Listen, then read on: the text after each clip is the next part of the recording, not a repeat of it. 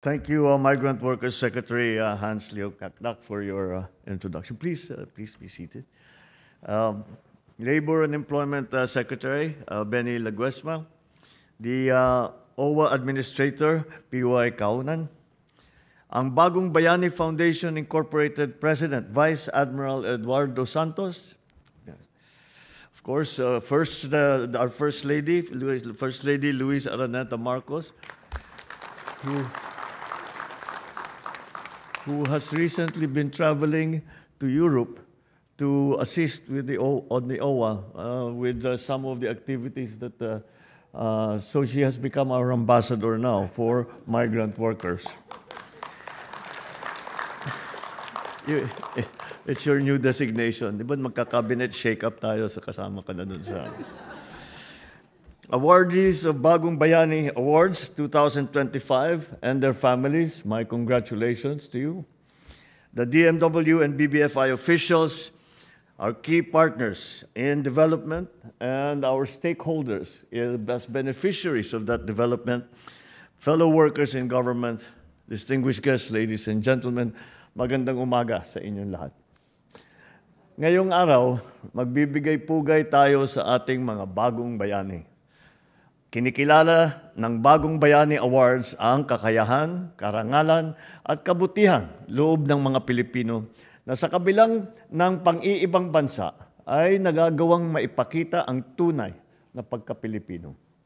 Naitaguyod ninyo ang ating mga pamilya at komunidad ng walang pag-aalinlangan.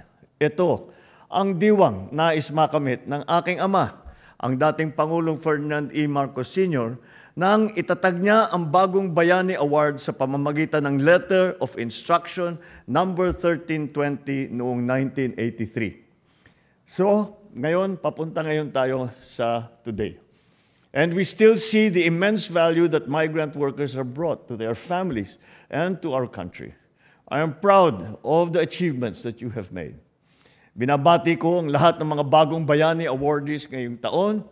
Kayo ang pinakamagandang larawan ng kasipagan at galing ng Pilipino. Tuwing may kausap akong taga-ibang bansa, parating sinasabi sa akin ang husay ng mga Pilipino na nandun sa amin. Kaya maraming salamat sa inyo lahat sa pagbibigay karangalan sa ating bansa. Dahil alam naman po natin, hindi biro ang manirahan sa ibang bansa, makisama sa ibang lahi at mawalay sa pamilya. Ngunit patuloy pa rin ang inyong mga sakripisyo para sa inyong mga minamahal sa buhay. Kaya bilang suporta, asahan ninyo na nandito lang ang inyong pamahalaan. Through the Department of Migrant Workers, we shall continue to elevate protection, streamline services, and ensure that every OFW is treated as the hero that they are. Sa ngayon, ginagawa na natin digital ang ilang proseso ng pagtatrabaho sa ibang bansa, tulad ng OFW Travel Pass sa eGov.ph app at ang Online Employment Contract Verification System. Ang Overseas Welfare Administration naman ay nakakapag-issue na ng mahigit kumulang 300,000 electronic card na magbibigay sa mga migrant workers ng mas madaling access sa mga serbisyo ng ating gobyerno. Pinahalagan din natin ang inyong kalusugan sa pamamagitan ng OFW Hospital, ang OWA Butika, at pinalakas na ng mga programang medikal para sa ating mga OFW. Sa Action Fund, ang mga OFW na nasa kagipitan ay may maasahang tulong na legal, medical, pinansyal at iba pa mula sa DMW, Migrant Workers Offices at Regional Offices. Bukod pa rito, may OFW lounge na sa ating NAIA para sa inyong komportableng paghihintay ng inyong flight.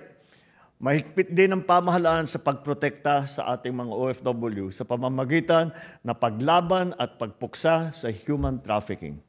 Sinusuportahan din ng ating DMW ang reintegrasyon ng ating returning OFW sa pamamagitan ng startup capital, financial literacy training, at livelihood support. Lahat ng ito ay upang masiguro na hindi masasayang ang inyong pinaghirapan at maging matagumpay ang inyong pag-uwi. Kaya naman po, sa inyong pag-alis at sa inyong pagbalik, tandaan po ninyo na hindi kailanman kayo nag-iisa. Gagawin namin ang aming makakaya upang maprotektahan at masuportahan ang bawat bagong bayani. Mga minamahal kong OFW, kayo po ay ang nagsisilbing lakas at liwanag ng ating bagong Pilipinas. Muli, congratulations sa inyong lahat, sa lahat ng ating mga awardee. Ipagpatuloy po natin ang laban para sa mas magandang kinabukasan para sa ating mga kapwa at sa ating mga kababayan at lahat kung dito man sa Pilipinas o sa ibang bansa. Mabuhay ang ating mga bagong bayani. Mabuhay tayong lahat. Magandang umaga po sa inyong lahat.